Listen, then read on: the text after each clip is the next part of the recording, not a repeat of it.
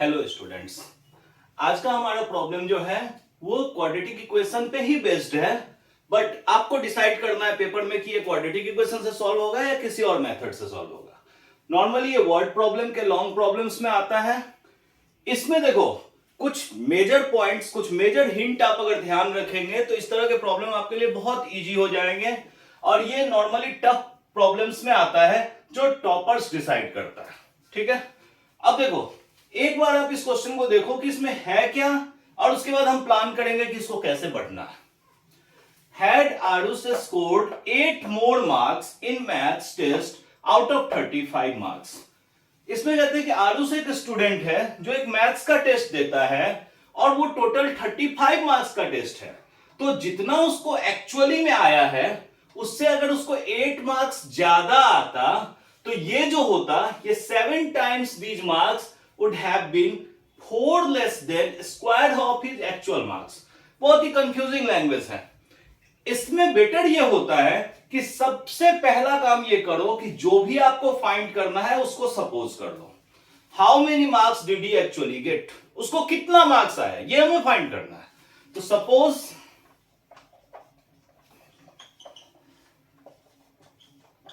Aarush get x marks. अब देखो आपने जैसे ही इसको सपोज कर लिया तो इसके टर्म में अब आप आगे बढ़ते चले जाएंगे।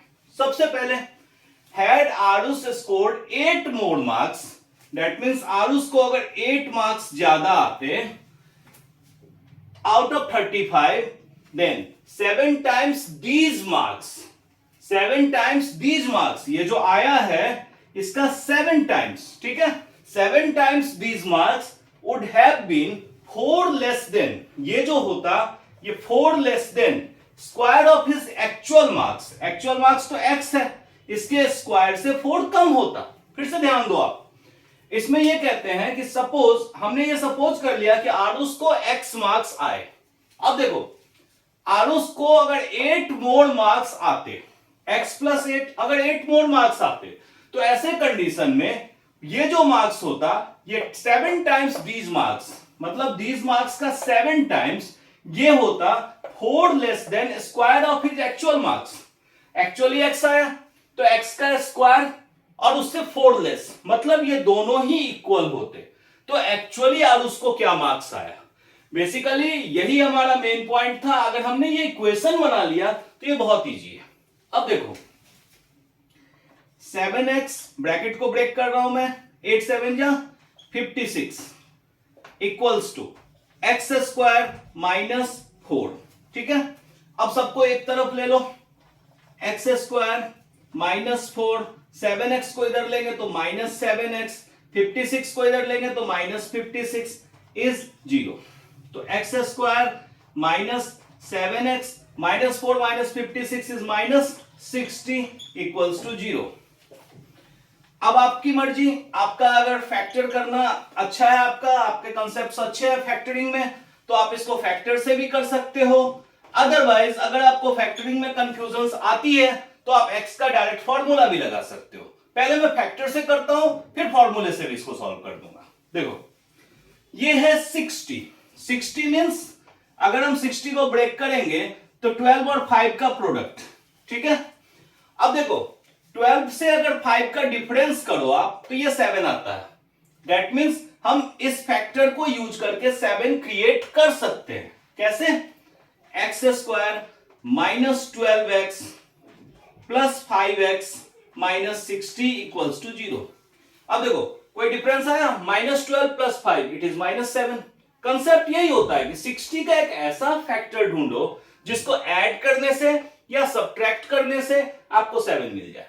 तो मैंने देखा कि 12 5 जा 60 होता है और 12 और 5 का गैप जो होता है वो 7 का होता है। तो अब देखो यहां पे हमने x कॉमन ले लिया तो x माइनस 12, हमने 5 कॉमन लिया तो x माइनस 12 इक्वल्स टू 0। अब x माइनस 12 दोनों से कॉमन ले लो, ये आ जाएगा x प्लस 5 इक्वल्स टू 0। अब x की वैल्यू आइदर 12 आएगी और x की वैल्यू आइदर माइनस 5 आएगी। बट हमें मार्क्स तो 0 से कम आएंगे नहीं, नेगेटिव मार्किंग की ऐसी कोई बात हुई नहीं है। तो इसका मतलब ये पार्ट जो है ये है हमारा इम्पॉसिबल, ये पॉसिबल ही नहीं है। ठीक है, तो एक्चुअल में आरुष को कितने मार्क्स आए? 12। ठीक है, अब एक चीज देखो, हम अपने प्रॉब्लम को डबल चेक भी कर सकते हैं कि क्या हमने सही किया है। अब हम इस चीज को डबल चेक कर लेंगे तो हम पेपर में एकदम श्योर हो जाएंगे कि हमने बिल्कुल सही किया है, हमने कोई गलती नहीं करी है। तो हम पेपर में बिल्कुल श्योर हो जाएंगे कि डबल चेक करने के बाद कि हमने कोई गलती नहीं की है। हमने मार्क्स लिया 12। अब एक बार चेक करो क्वेश्चन में क्या कहा जा रहा था। यह है एक्चुअल मार्क्स। अगर उसको 8 मोर मार्क्स आते, मतलब आरुष को अगर 20 आता, ठीक है, तो इसका जो 7 टाइम्स होता, ठीक है, दैट मीन्स 140, ये होता एक्चुअल मार्क्स के स्क्वायर को -4 कर देने से, मतलब 4 less than square of actual marks. अब 12 का स्क्वायर क्या होता है?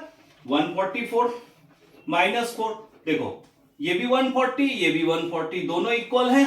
दैट मीन्स कि हमने बिल्कुल सही कैलकुलेशन किया है। और आप इसको इस तरह से सॉल्व करेंगे, चेक कर लेंगे डबल, तो आपके मार्क्स कहीं नहीं जाने, बिल्कुल परफेक्ट मार्क्स आएंगे।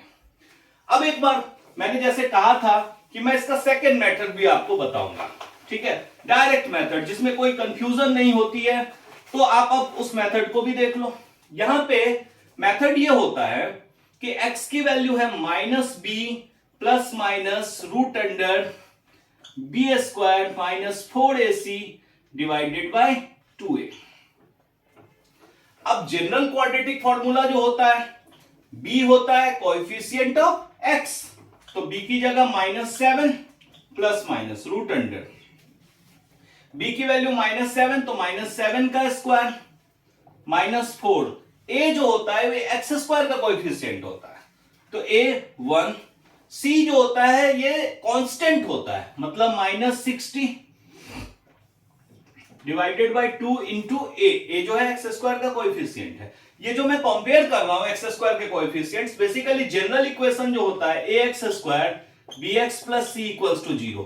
क्लियरली एक्स स्क्वायर का कोएफिशिएंट a है तो मैं एक्स स्क्वायर का कोएफिशिएंट 1 ले रहा हूं, x का कोएफिशिएंट b तो मैं -7 ले रहा हूं, एंड कांस्टेंट -60।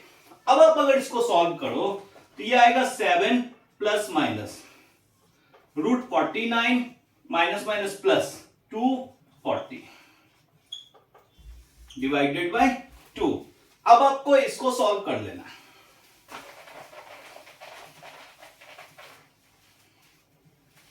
तो हमारा x आ जाएगा 7 प्लस माइनस 289 डिवाइडेड बाय 2, तो x आ जाएगा 7 प्लस माइनस, अब ये क्या होता है 17 का स्क्वायर होता है 17 बाई 2, दैट मीन्स x हो जाएगा आइदर 7 प्लस 17 बाई 2 और 7 माइनस 17 बाई 2। क्लियरली हम सेम आंसर आ रहा है, 17 प्लस 7 24, 24 बाई 2 12 और -10 बाई 2 इट इज -5। अगेन ये इम्पॉसिबल क्योंकि नेगेटिव मार्क्स आएंगे नहीं, ठीक है। तो इस तरह से भी आप इसको सॉल्व कर सकते हो। Okay, thanks.